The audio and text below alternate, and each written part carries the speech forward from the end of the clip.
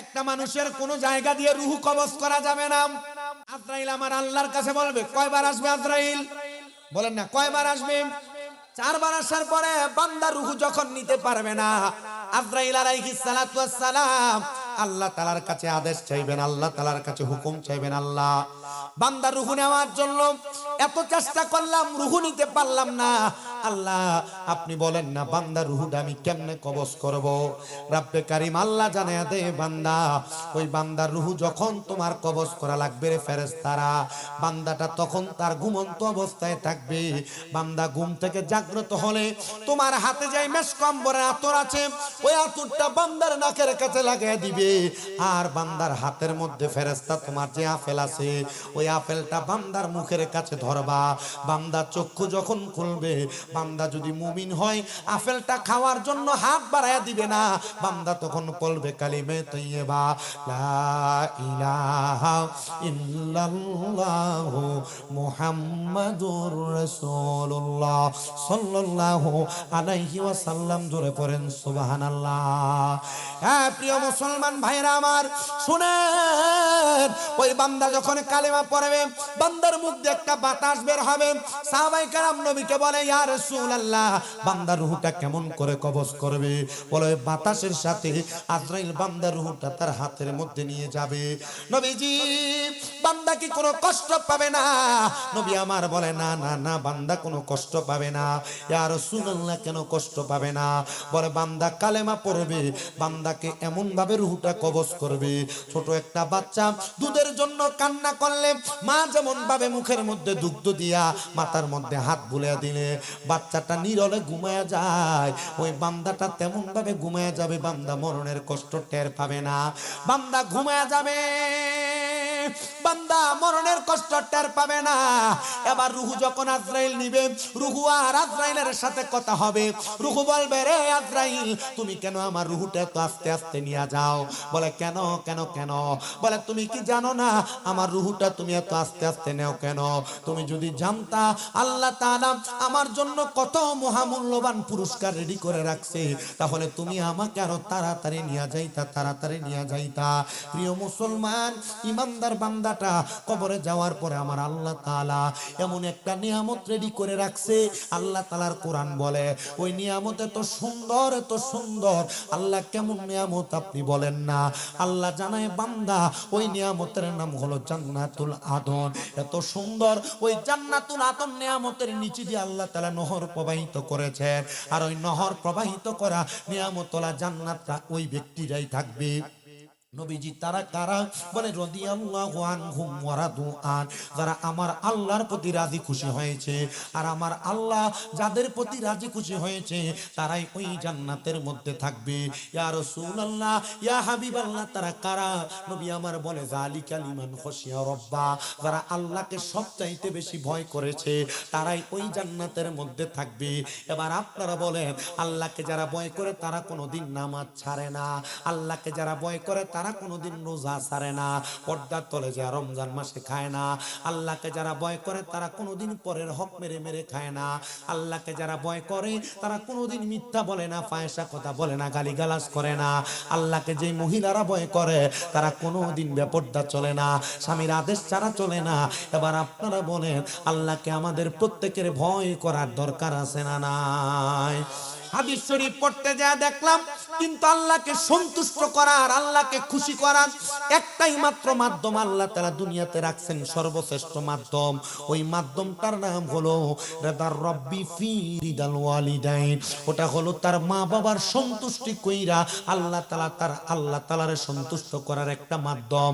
প্রিয় মুসলমান ভাইরা আমার, আমি আপনাদের সবার কাছে একটা করজোরে আবদার জানাই, আপনারা যারা এখানে বসেছেন, নামাজ পড়েন, রোজা রাখেন, হজ করেন, যাকাত দেন, দান সদকা করেন, সব করেন, কিন্তু বাড়িতে আপনি আপনার মা বাপরে ধমক দেন, বাড়িতে আপনি আপনার মা বাবারে কষ্ট দেন, বাড়িতে আপনি আপনার মা বাবারে জুদা করে দিয়েছেন, বাড়িতে আপনি মা বাবার প্রতি অত্যাচার অনাচার করেছেন। আমি বলবো, সন্তান, আজকের মাহফিল তোমার জন্য না, পুরা কুমিল্লা জেলা না, বাংলাদেশের সবচেয়ে বড় আলেম দিয়া ওয়াজ করাইবা, কিন্তু মা বাবার মনে কষ্ট দিবা।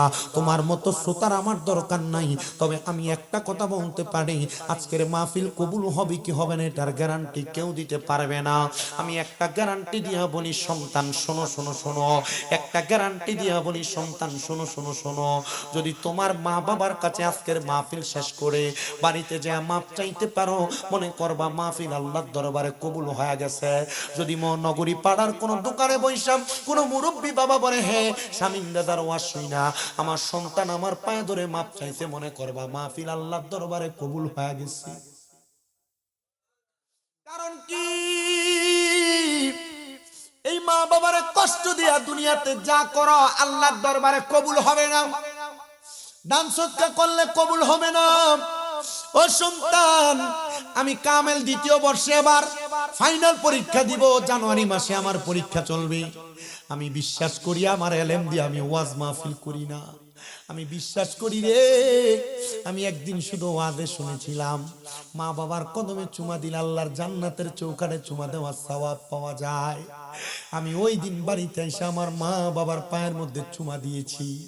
আর এরপর থেকে আল্লাহ তাআলা আমারে দাখিল পরীক্ষা থেকে আমারে ওয়াজের ময়দানে কবুল করেছে।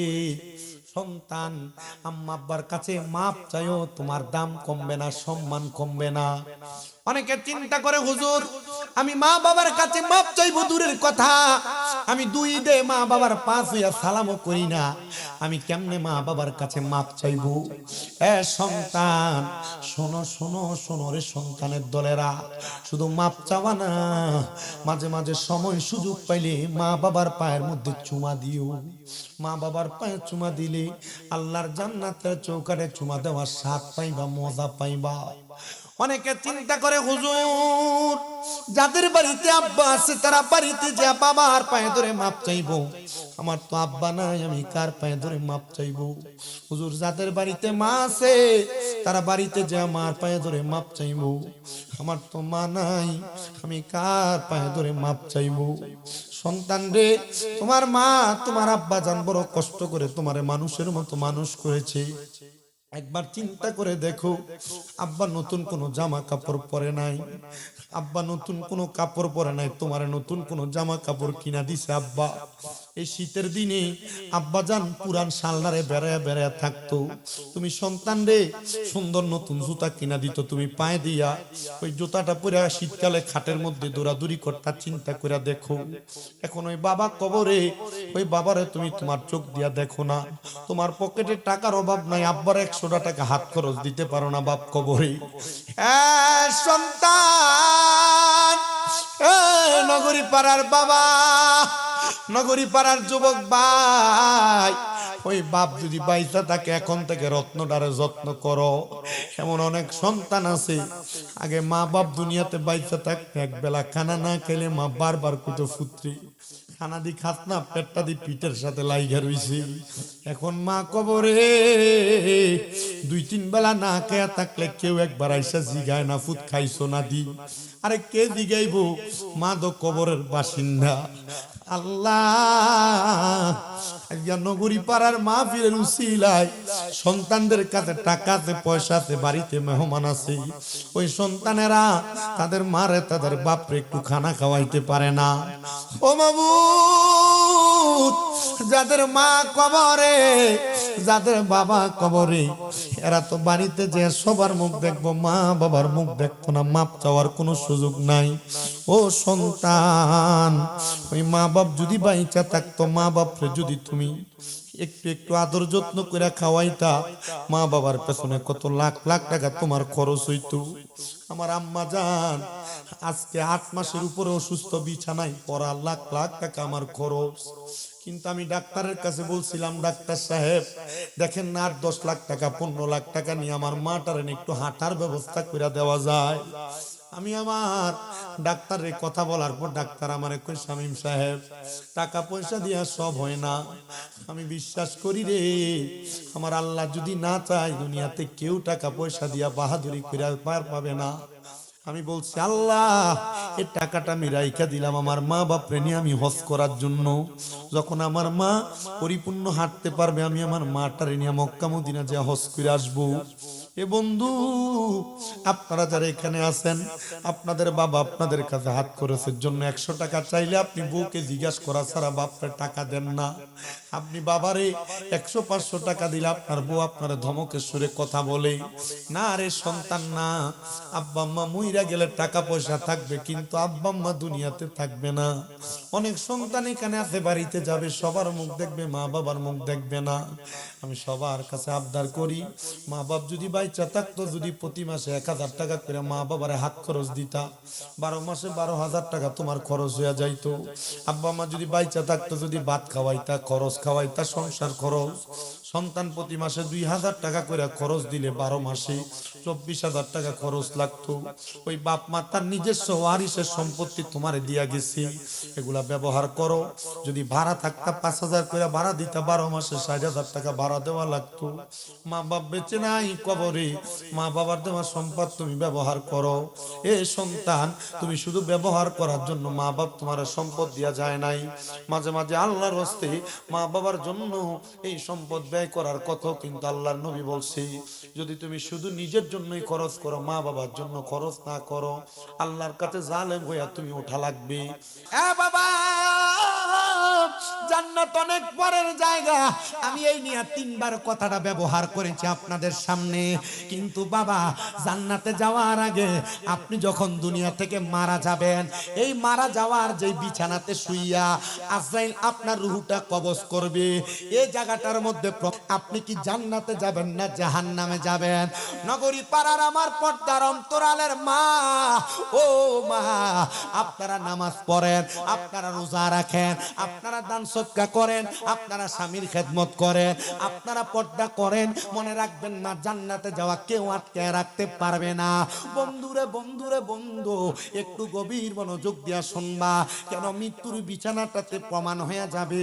কারণ যারা মুমিন বান্দা, যারা নামাজি বান্দা, যারা রোজাদার বান্দা, যারা হজ যাকাত করনেওয়ালা বান্দা, যেই বান্দাটা তার মা বাবার প্রতি আসক্ত, মা বাবার খেদমত করে, যেই বান্দাটা গুনার দিকে যায় না, ওই বান্দাটা জান্নাতি হইয়াই মারা যায়। তার মরণের সিমটমের মাধ্যমে বোঝা যায় ওই বান্দাটা যে জান্নাতে যাবে।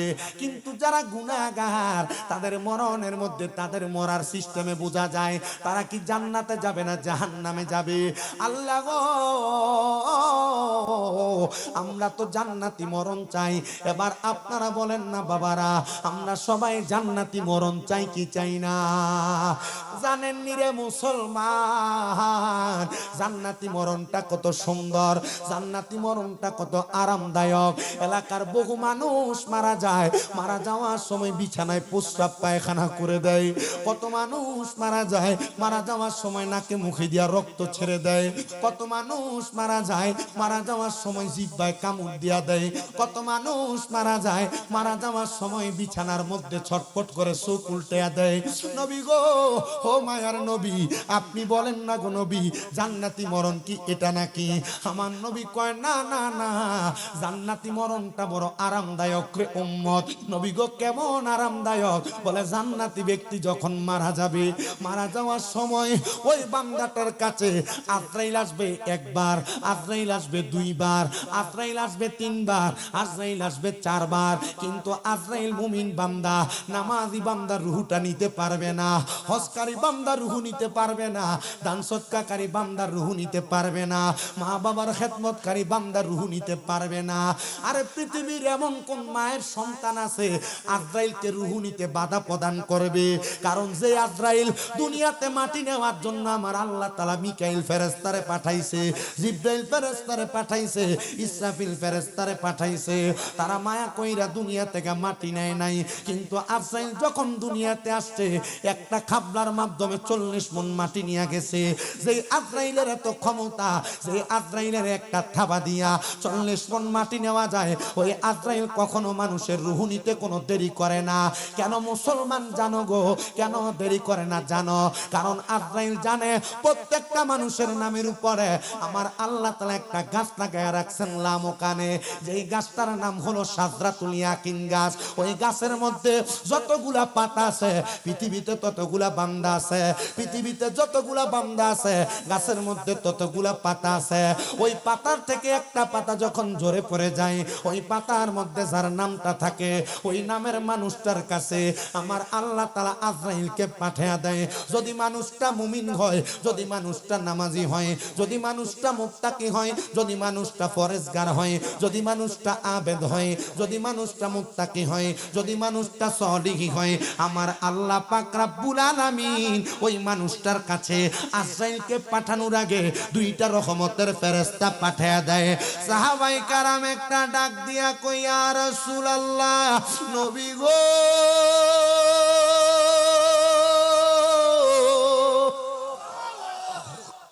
সাহাবায়ে কারাম ডাক দিয়া বলে, ইয়া রাসূলুল্লাহ, নবী গো,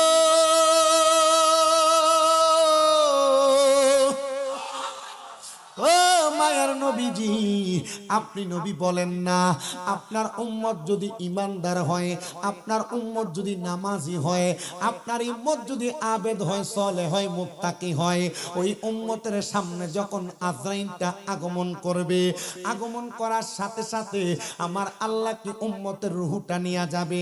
নবী আমার কয়, না না না, ওই উম্মতের সামনে আমার আল্লাহ তাআলা আজরাইলকে প্রেরণ করার আগে দুইটা রহমতের ফেরেশতা প্রেরণ করবে। ওই দুইটা ফেরেশতা যখন কোন মুমিনের সামনে আসবে, মুমিনের সামনে আইসা একজন ফেরেশতা মুমিনের মাথার কাছে বসবে, আর একজন ফেরেশতা মুমিনের নাকের আগায় বসবে। ও নবী গো, ওই ফেরেশতাগুলার কাজটা কি হবে আপনি বলেন না? নবী আমার কই, উম্মত ওই ফেরেশতাগুলার কাজ হইল একজনের হাতের মধ্যে আমার আল্লাহ তাআলা জান্নাতি মেশকো আম্বরের আতর দিবে, আর একজনের হাতের মধ্যে আমার আল্লাহ তাআলা জান্নাতি তুফা আফিন দিবে।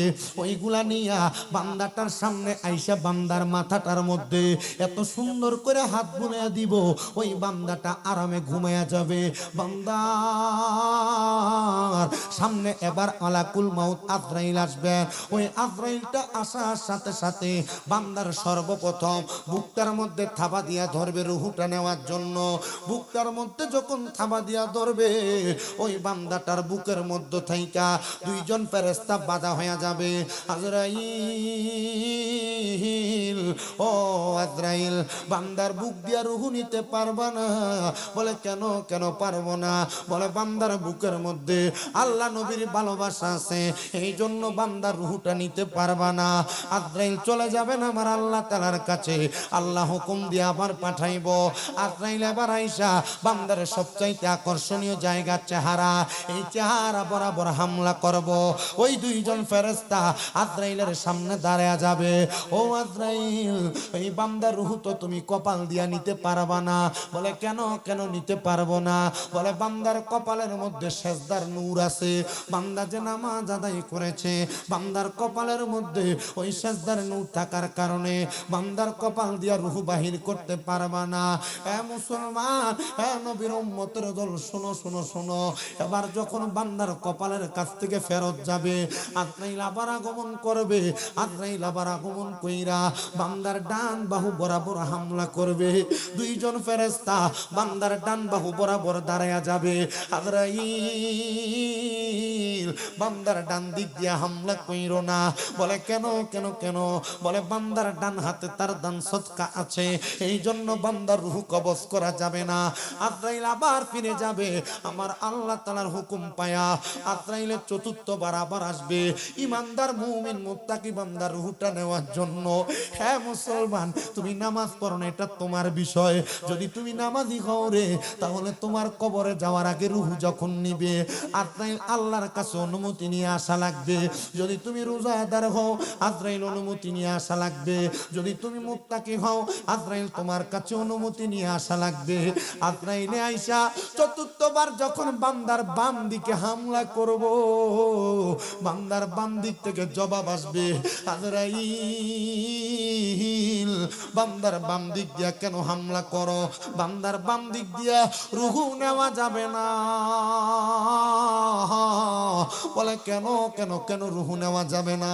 বলে বান্দার বাম দিকে তার মা বাবার খেদমত বিরাজমান আছে, এই জন্য বান্দার বাম দিক দিয়া রূহ কবজ করা যাবে না। আমি আপনাদের কাছে খুতবার মধ্যে দুইটা আয়াত তেলাওয়াত তেলাওয়াত করেছি। আমার আল্লাহ কয়, ইয়া আইয়ুহাল্লাযীনা আমানু, হে যারা ঈমানদার আছো, ওয়াত্তাকুল্লাহ, তোমরা আমি আল্লাহর ভয় করো।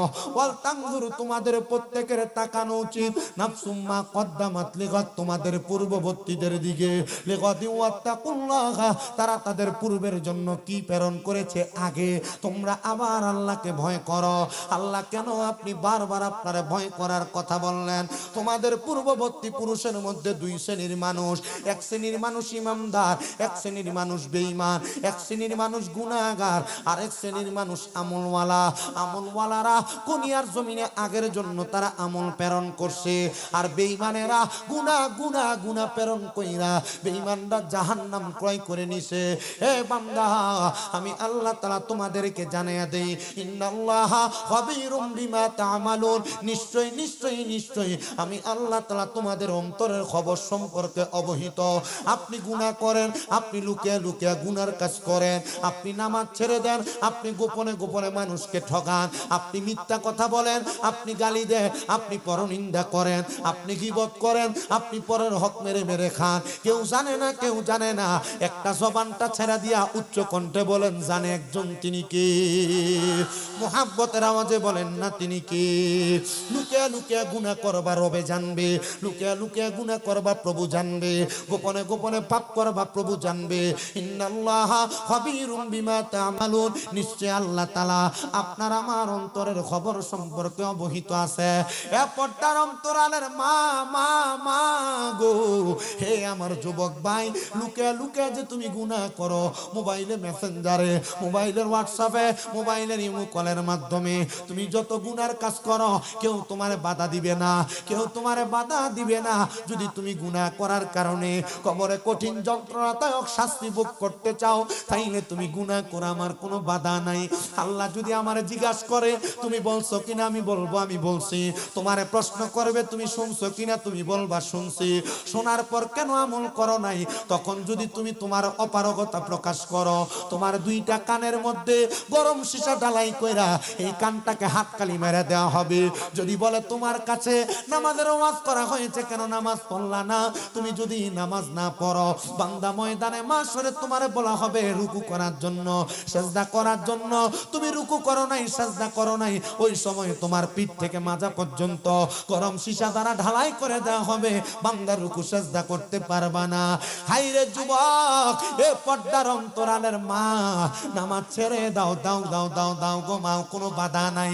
আমি চাই না গো মা আমার কোন নাঙ্গল কোটার নগরী পাড়ার মানুষ দুজকে যাক, আমি চাই না কোন দুজক যুবকে যাক, আমি চাই না কোন যুবক দুজকে যাক, আমি চাই না কোন মুরব্বী দুজকে যাক। দাড়ি পাইকা গেছে, বয়স বাড়ি হয়ে গেছে, দাড়িগুলা পাইকা গেছে, বয়স বাড়ি হয়ে গেছে, এখনো ইবাদত ছাইরা দাও। আল্লাহ জানায়া দেয়, বান্দা ওয়ালা তাকুনু, তোমরা কষ্ট হয় আপনাদের গান গাই জি বলে বাইরে আমি তো এটা কইছি আর কেমন বুঝেন, আমি কে লাগে মাইরাম নি হারে হারে মারার অধিকার আমার আছে। আপনারা কি রাগ করতেছেন? ওয়াজ কি বুঝতেছেন? মাইক ধরছি যে 1 ঘন্টা কোন দিক দিয়ে গেছে টের হয়েছে, জানেন সে টের পাইছেন? টের পাইতেন না, আমার কাছে ওয়াজ আছে। হ্যাঁ, মোবাইল চাইতাম না, না আমি মোবাইল চাইয়ে ওয়াজ। আমি আপনার কাছে সারাক্ষণ পর্যন্ত ওয়াজ করি, আমার আপনি ফজরের নামাজ পড়তেন, আমি ইজাতের ওয়াজ করি। কথা বুঝছেন? কারণ আমি তো বুঝি এনে সব দিয়ে আমার ওয়াজ হইন না, না এই পুরা ওয়াজের ভিতরে আমি ওয়াজ করছি না, এই যে এখন কথা কইতেছি, এই পুরা ওয়াজের ভিডিও ছাড়ার পরে এই অংশটা, কথার অংশটা কাটবো, কাটটা ছাড়বো। আমি ওয়াজ করি কবরের, আমি ওয়াজ করি হাসরের, ওয়াজ করি জান্নাতের, ওয়াজ করি জাহান্নামে, নিচে দিয়ে লেহে বন্ধ, নিচে দিয়ে কি জ্বালা হে বন্ধ। আমি ওয়াজ করি আখিরাতের, আমি ওয়াজ করি মরণের যন্ত্রণার, হে নিচে দিয়ে লেহে বেদাতি।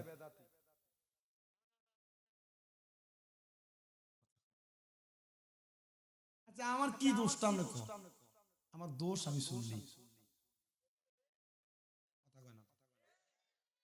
আমরা আরো আছে। আমি ওয়াজ করি নবীর প্রেম, নবীর মোহাব্বত, নিচে দিয়ে লাগছে মাজার পূজারি। কথা কয় না তো, হ্যাঁ আছে না? আরে, আজীবন মাজার পূজারি কইছে আল্লাহকে ধৈর্য ধরে, ইন্না বাতশা রাব্বিকা লাশাদীদ, আল্লাহর ধরা শক্ত ধরা। আল্লাহ মন্দিরের পূজারি বানায় ছেড়ে দিছে।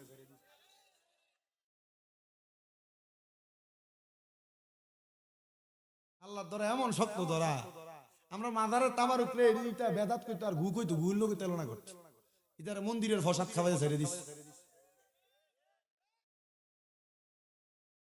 আল্লাহ করলে দুনিয়ার কেউ বাধা দিয়ে রাখতে পারবো? আজীবন কইছে সুন্নিরার ওয়াজের ভিতরে উল্টা পাল্টা কথা হয়, মানে এই বক্তা স্টেজ উঠে আল্লাহর সর্বশক্তিমান কইলে বলে শিরিক বলে। নবীর স্ত্রী মা খাদিজাতুল নবীর স্ত্রী আম্মা জান হযরতে আয়েশা সিদ্দিকা রাদিয়াল্লাহু তাআলা আনহা এবং খাদিজাতুল কুবরা রাদিয়াল্লাহু তাআলা আনহা বলে কোনদিন নামাজ পড়ছে না। আপনার একটু শরম লাগে না?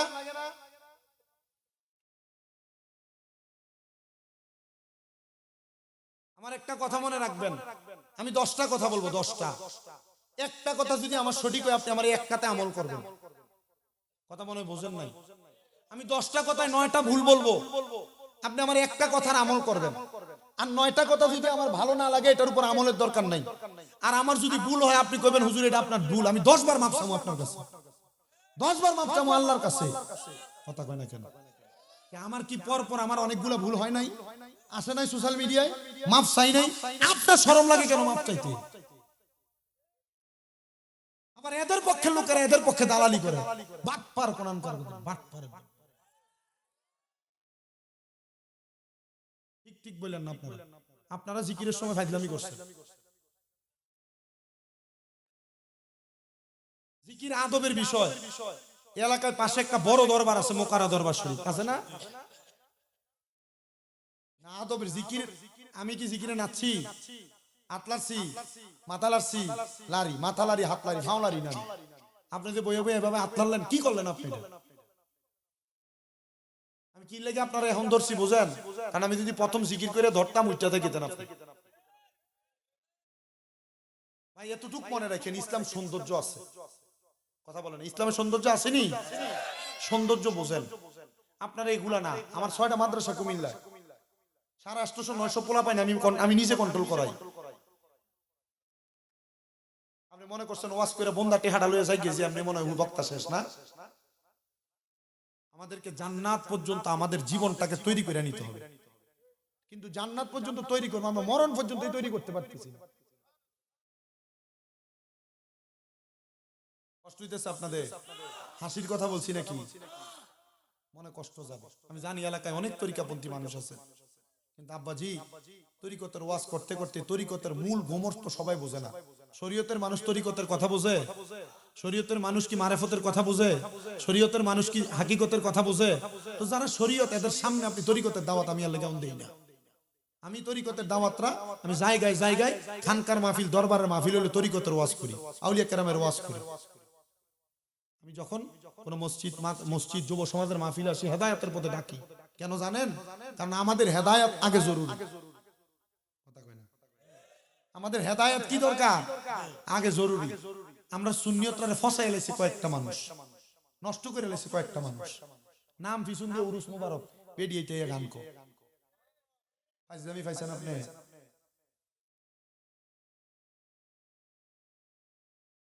আপনার কাছে আমার কথা খারাপ লাগতে পারে, আপনি তরিকতের মানুষ। আমার বাপ মাইজ ভান্ডারের বায়াত, আমার বাপে তো এটা করে না। আমার বাপের হিসাবে ডাইরেক্ট কথা, আব্বাজি বর্তমান ফেতনার জামানা, সামা কাওয়ালি যে ঢোল বাজে মাহফিল করে বন্ধ রাখেন, আপনি লাগাই দিচ্ছেন। আপনার বেদাতি বলতেছে, আপনারা বেদাতি বলতেছে। আর যেটা গান গাইতে হয় দেখবেন, এটা যদি সামা কাওয়ালি যেটা, এটা গান গাইতে হয় যে এটা মাল খেয়ে স্টেজে না উঠলে আর গলা দিয়ে সুরে আইয়া না। কথা কোন না কা? এবার এটা যা কই, এটা যা কই, এটা কই কই জানো? এই এই তোমরা চুপ থাও না মা। সব যদি এবার আমার বাপের থেকে বয়স হবে, আমি এবার কইছি না, এবার তো হাজত তো থাকতারে।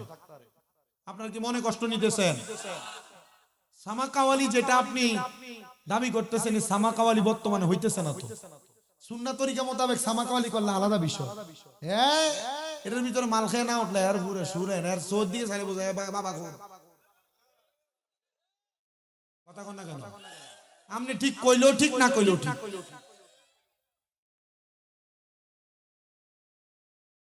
বাবা চিনে না, এইটা ফেসবুকের ভিতরে কমাইয়ে অত বড় ফোটলা লইয়া ধরে।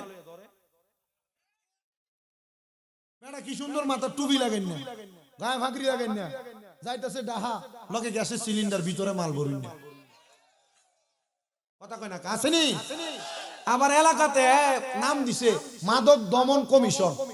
এলাকাতে যেটারে মাদক দমন কমিশন নাম দিয়া এলাকাতে মাদক দমন কমিশনের সভাপতি বানাইছে, হ্যাঁ তলে তলে মাদকের ব্যবসা করে এলাকা। কথা কয় না ঠিক না বেঠে? আপনি যে সরিষা দিয়ে বুঝ তারাবেন, এই সরিষারে বুঝে ধরে রাখছে আপনারা। আমরা আমাদের প্রশাসন সহ নাঙ্গলকোটের সব প্রশাসনের কাছে আবদার জানাই, বাংলাদেশে নাঙ্গলকোটে কুমিল্লা শহরে কারা কারা মাদকের ব্যবসা করে প্রত্যেক এলাকায় গুপ্ত বাহিনীর মাধ্যমে আপনি খবর নেন। এলাকা সবাই জানে কারা মাদকের ব্যবসা করে। আপনারা তাদের নাম গোপন রাখবেন, বাংলার যুব সমাজ নষ্ট হবে না। মাদক দমনকারীদেরকে আপনারা যদি দমন করেন, আর যারা মাদককে প্রচার করে সমাজ নষ্ট করে আপনারা যদি তাদেরকে অ্যারেস্ট করেন, বাংলাতে কখনো অরাজকতা তৈরি হবে না। ডান হাত তুলে বলেন ঠিক না বেঠি?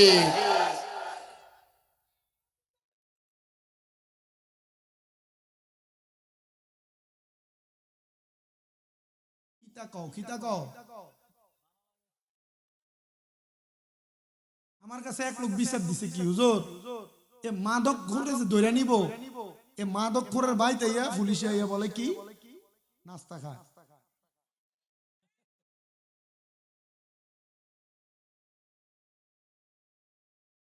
সভাপতি খায় বলে।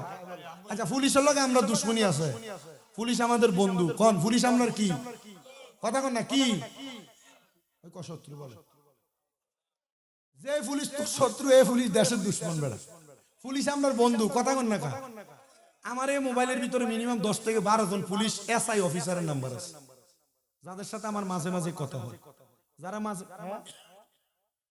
মাঝে মাঝে তাদের মা বাপের লাগে আমার কাছে ফোন দিয়া দোয়া চায়। আমি আর কাছে কয়েকদিন কইছি ভাই দেশের যে অরাজকতা খয় ভাই, এই অরাজকতা আপনি এটি কয়ে লাভ নেই। শোনেন আমার কাছে কয়ে লাভ নেই। আমি বললাম কেন? সবচাইতে ধ্বংস তো করতেছে মাদক। আসলে মাদক আপনারা যে পোলাপান এখানে আছেন, আমি মুরব্বী থেকে আজকে নাঙ্গলকোটে পোলাপান বেশি।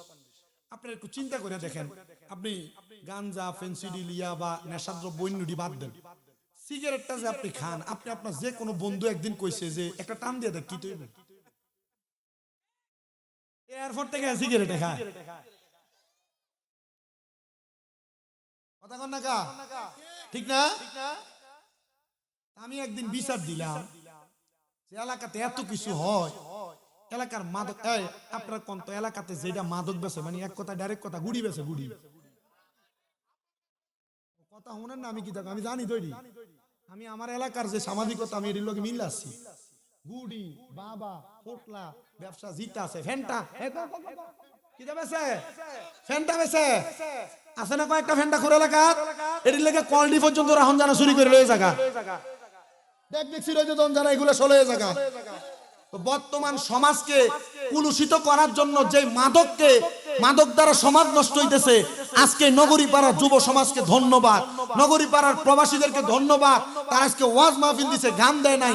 ওয়াজ মাহফিলের মাধ্যমে আমরা নাঙ্গলকোট সহ কুমিল্লা জেলার যত প্রশাসন আছে ওনাদেরকে আমরা অন্তরের অন্তঃস্থল থেকে ভালোবাসা দিয়া উদাত্ত আহ্বান করব, এলাকা এলাকায় গোয়েন্দা বাহিনী দিয়ে খবর লন কোনটি মাদক বেছে, এডিরে ধরেন দইরা এই দুলিশাত করেন, দেখবেন সমাজ সুন্দর। ফিডাফিডি নাই, মারামারি নাই, কাটাকাটি নাই, দ্বন্দ্ব নাই। একটা নেশা করে মারলে দেখবেন 10টা 15টা নেশা খোলাই হুন্ডা লইয়া যেডি আইয়ে এডির গাল এমনি বাইঙ্গারেছে বাবা খাইয়া সকি না লইয়া থাকে হুন্ডা লইয়া ইনি একটার পক্ষে 10টা। সব বীর এলাকাবাসী এক হইয়া যাদের লোকে ঝগড়া আছে তারও ফিটবেন, ভাই 10টারও সমিটবেন। পিঠটা বাইন্দারেকে প্রশাসন খবর দিবেন, হারতেন না?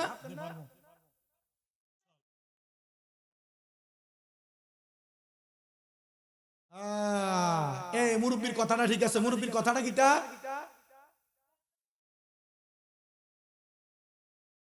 মাল লইয়া ধরা খাই 3 মাস পরে যাবি না আমি কেমনি? কথা কয় না আসেনি আসেনি, এটাতে 3 মাস পরে যাবি না আনছে মাল দিয়া কথা কয় না ঠিক না বেঠে? এ মাল খাওয়া সোনার বাংলাদেশে বন্ধ করলে সোনার বাংলাদেশে আর অরাজকতা থাকবে না। ডান হাত তুলে বলেন ঠিক না বেঠে?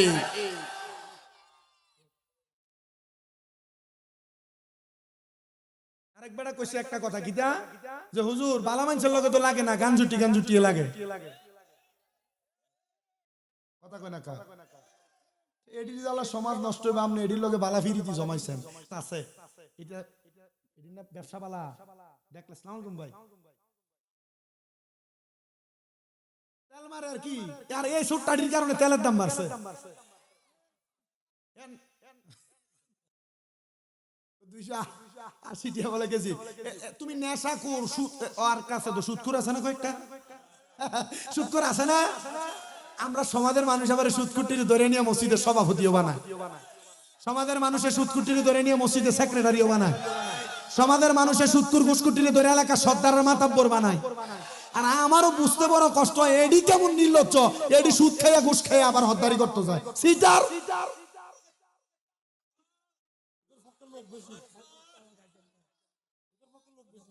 ওই সুদখোর এলাকায় আছে না নাই? সুদ খাইয়া ঘুষের টাকা খাইয়া সাধনে বইবে লম্বা লম্বা কথা কয়, এমন লোক আছে না নাই? কালকে সকালে সাধনে বইতাত তো নাই।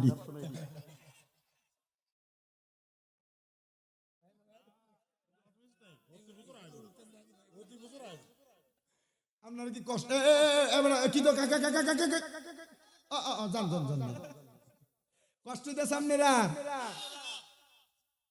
12টা বাজে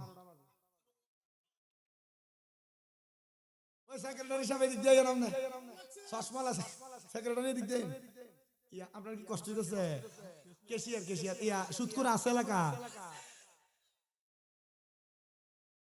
মসজিদের সামনের কাতারে দিয়ে নামাজ পড়ে, পাঞ্জাবিটা একবারে সাদা দবদবা, পাতলা টিস্যুটা মসজিদে জুমার দিনে সবার শেষে দিয়া ইয়া ডেঙ্গে ডেঙ্গে সামনের কাতারে যা উত করে ফালাই দিলি কি তো বইটারে।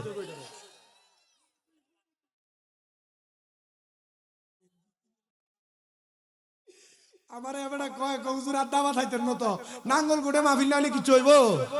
ওই মাহফিল একটা রাখছি দেন দেখি না জানি ময়ূর একটা রেখে দিছি 13 তারিখ ইনশাআল্লাহ। অসুবিধা হইব? আছেন আপনারা? নাঙ্গল ফুট 1 বছর পরে এর মধ্যে আর মাহফিল করছি।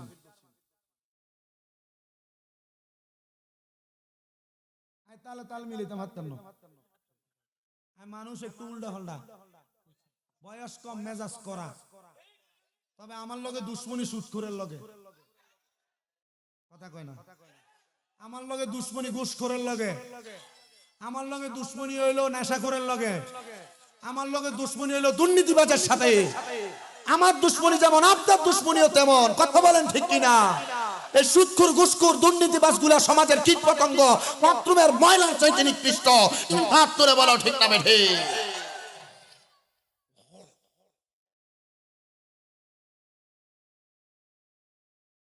বন্ধ করতে হারে করে না চান্দাবাজি, টেন্ডারবাজি। এবার আপনারা আমার আরেকটা কথার জবাব দেন। 5 আগস্টের পরে বাংলাদেশে মারামারি হইছিনি, হত্যা হইছিনি, খুনাখুনি হইছিনি, ভাঙচুর হইছিনি। তো আমরা মাইন না নিলাম 5 আগস্টের আগে তারা করছে, এখন কেডা করে? কথা জবাব দাও। এখন যে ছুটি করে এডিরও ধরেন, এডিরও বাগান দেশ থেকে তো এনে সোনার বাংলাদেশ। কথা কয় না কা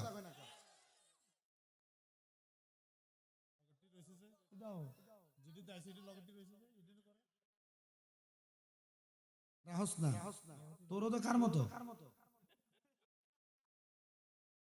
শুনেন আমার একটু কথা শুনেন। সমাজের লাস্ট যে কীট পতঙ্গর কথা কইছি এটা হইলো সুদখোর। ধরে বেটা গান জুটি তো কইছি সুদখোর আছে। আচ্ছা এখন আবার বেড়াইতে খায় না, বাড়ি বাড়ি বেরিয়েতে খায়। এবারের কাছে কাছে একটা সপ্তাহ লেগে 10 টাকা চেঁচাছি দেন নাই নাই তো হাওলা তুই। তবে আমার বইনে দিছিল 10,000 টিয়া, তাই এটি দিয়ে চলে ফিরে। তুমি যদি 1000 সপ্তাহ 1000 টিয়া দাও তাহলে দম যা। এমন বইনের নাম দিয়ে সুদের উপরে টেহা লাগাই না বেরিয়ে নগরী ফাড়ায় আসেনি। অভাব নাই বলো, অভাব নাই। এতদিন জানগরি পাড়ার বেরিয়েতে স্বামী মিলে তার ওয়াজ শুনতো, এখন চিন্তা করবো ফলে না কালেকশন করতে গেলে আইস কালেকশন কি তৈব কি মারবো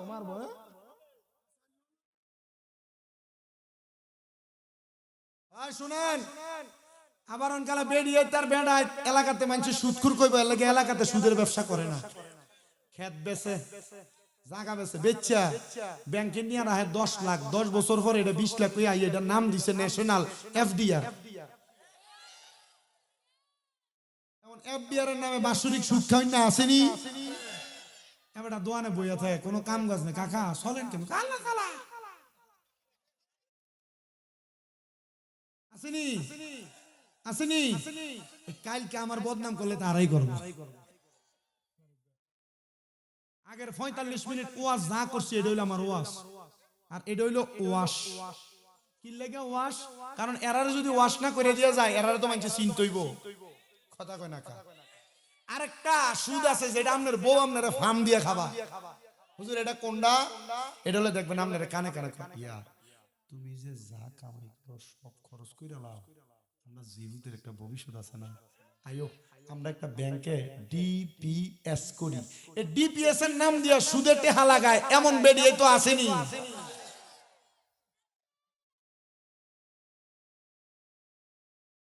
হ্যাঁ কয় ঘরে ঘরে বেডিয়েতে মোটরসাইকেল চালাই লইয়া দা, মাসিক কিস্তিটা জমা আর কি বেডিয়েতে মোটরসাইকেল চালাই লইয়া দা। সুদের ওয়াজ আমার কাছে কতলা যে আছে শুনেন আমার বাবা, মদিনা রাহমাতুল লিল আলামিন নবীজি এই মাসটার নাম হলো রজব মাস। 26 তারিখ দিবাগত রাতে আমার নবী মেরাজে গিয়েছিলেন। মেরাজে যাওয়ার পর আমার আল্লাহ তাআলা আমার নবী রাহমাতুল লিল আলামিন নবীকে দুইটা নিদর্শন দেখাইছেন, একটা হলো জান্নাত আর একটা জাহান্নাম। নবী আমার বলেন জাহান্নামের মধ্যে আমি এক শ্রেণীর মানুষ দেখেছি, যেই মানুষগুলার পেটগুলা কালবুয়ুতিন ঘরের মতো দেখা যায়। নবীজি তারা কারা? বলে তারা হলো সুদখোরেরা। নবীজি তারা কারা? বলে তারা হলো ঘুষখোরেরা। নবীজি তারা কারা? বলে তারা হলো পরের হক মেরে মেরে খানেওয়ালারা। নবী বলে শুধু তাই নয় তাই নয় তাই নয়, এই সুদখোর ঘুষখোর যারা এদের পেটটা কাল বুয়ুতিন ঘরের মতো, আর আমি তাকে দেখলাম এদের পেটের মধ্যে 2 শিংওয়ালা হলুদ রঙের সাপ তাদের কলিজাতে একটা একটা করে কামড় মারে। তারা মনে হয় তাদের কলিজা চিরে রক্ত ফেটে ফেটে তারা ইন্তেকাল করে। আল্লাহ আবার তাদেরকে আগের মতো করে, আবার তাদেরকে শাস্তি দেয়। এবার আপনারা বলেন আজকে থেকে যারা সুদখোর ঘুষখোর হারামখোর পরের হক মেরে খায়, সন্ত্রাসবাদী করে, নেশা করে, আজকে থেকে তাদের সাথে আমাদের কোনো সম্পর্ক।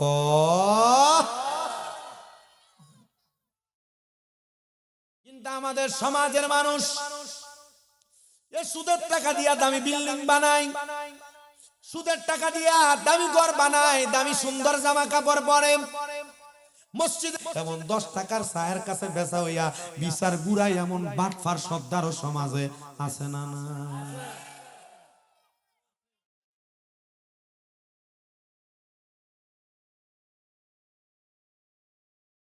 মাহফিল কমিটির ফলাফাইনি কয় তোমরা একটু আইও আমার বাম দিক দিয়ে সব দিক আর আইনা না। কি খবর আছে? রমজান রাখ পর্যন্ত খালিও নাই, আমু কেমনে ডাবল ডাবল কোন রকম এশারের পরে 1-1.5 ঘন্টা করে করে দিয়ে চললে উপায় নাই। বাইতে আমার বাইরে ধরে ওয়াজের ডেট দাওনের লেগে ঘুমাই তারি না, দরজাতে বাইরে গাড়ি লিয়ে যেতে পারি না, সামনে দিয়ে আপনি খারাপ কিছু করার আছে।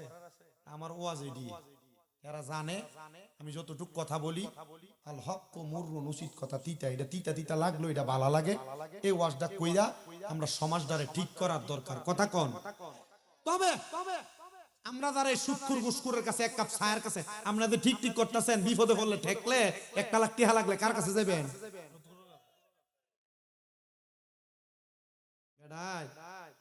যদি আপনি নাঙ্গলকোট বাজারের ভিতরে চা ফান বেচেন অসুবিধা হইব নাকি? রিস্কা চালায় ভাত খেলে সমস্যা হইব নাকি? আপনি কেন এটা করেন না?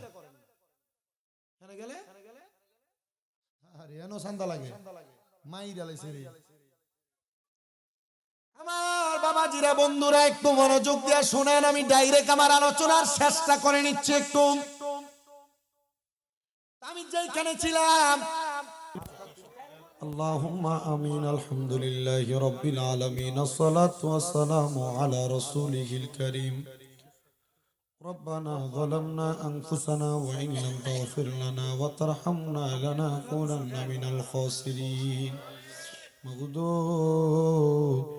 আল্লাহ একটু রহমতের নজর করে তাকিয়ে দেখেন গো আল্লাহ, এই নগরী পাড়া পশ্চিম পাড়া বাইতুল আমান জামে মসজিদের উদ্যোগে দ্বিতীয়তম বাৎসরিক ওয়াজ ও দোয়ার মাহফিল সাজায়া এই এলাকার দাড়ি পাকা মুরব্বী বাবারা, যুবক নওজোয়ান ভাইয়েরা, ছোট ছোট মাসুম বাচ্চা, পর্দার অন্তরালের মা বোনেরা, জীবনের গুনাহগুলা মাপ পাওয়ার আশায় তোমার শাহিন শাহী পাক দরবারে গুনাহগার কাঙ্গালের বেশে দুইটা হাত বাড়াইছে আল্লাহ।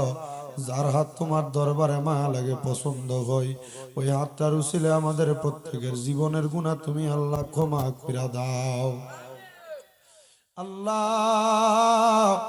আজকের মুনাজাতে কে জানি হাত বাড়াইছে, কার জানি জগতের মধ্যে আব্বা নাই, যেই বাবা রিক্সা চালাইয়া মাটি গাইটা মাথার গাম পায়ে ফেলাইয়া পরের বাড়িতে বদলার কাজ করে সন্তানরে মানুষের মতো মানুষ করার জন্য আব্বা রক্তরে পানি বানাইছে, এমন আব্বা যাদের কবরে আব্বার কবর নাজাতের ফয়সালা কইরা দাও আল্লাহ। কে জানি হাত বাড়াইছে, কার জানি মা নাই আল্লাহ, যাদের এমন মা দুঃখিনী কবরে আমার কবর নাজাতের ফয়সালা কইরা দাও।